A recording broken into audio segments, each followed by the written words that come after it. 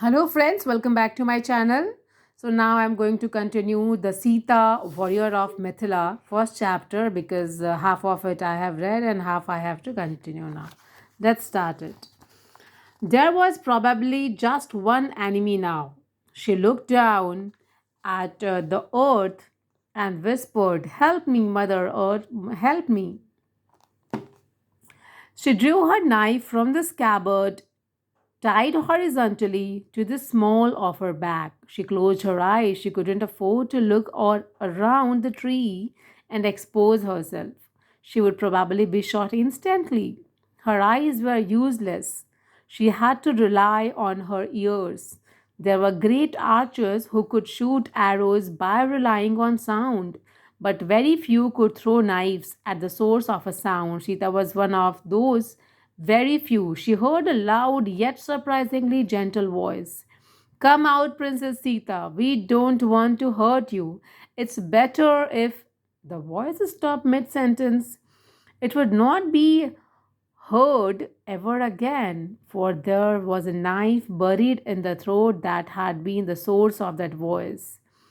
Sita had, without bringing herself into view, turned quickly and flung the knife with unerring and deadly accuracy. The Lankan soldier was momentarily surprised as the knife thrummed into his throat. He died in no time, just like Makarant had, drowning in his own blood. Sita waited. She had to be sure there was no one else. She had no other weapon, but her enemies didn't know that. She listened intently, hearing no sound. She threw herself to the ground, rolling rapidly behind low shrubs. Still no sign of anyone. "Move, move. There's nobody else." Sita quickly rose to her feet and sprinted to the slain Lankan, surprised that his bow was not knocked with an arrow. She tried to pull her knife out, but it was locked too deep in the dead Lankan's vertebra. It refused to budge. "The camp is in trouble. Move." Sita picked up the Lankan's quiver. It contained a few arrows. She quickly tied it around her back and shoulder. She lifted the bow and ran hard towards the temporary camp. She had to kill the other Lankan soldier before he reached his team and warned them. The temporary camp showed signs of a massive struggle. Though most of the Malayaputra soldiers, except Jatayu and two others, were already dead, lying in pools of blood, they had been ruthlessly massacred.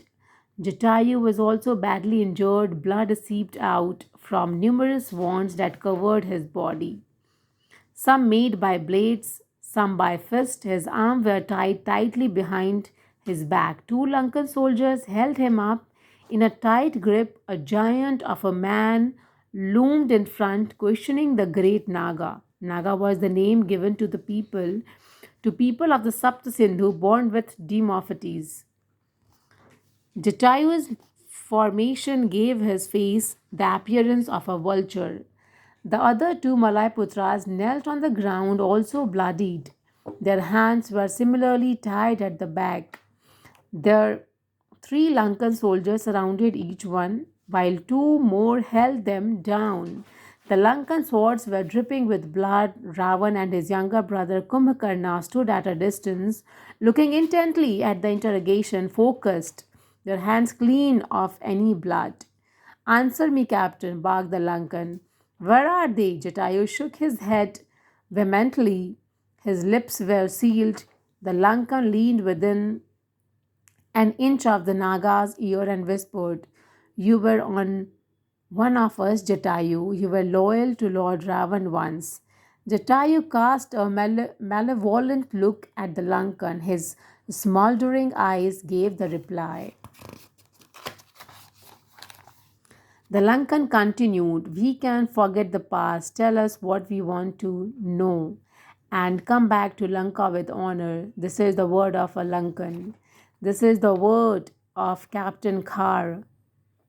Jatayu looked away and stared into the distance, anger waiting, a blank expression on his face as if his mind was somewhere else.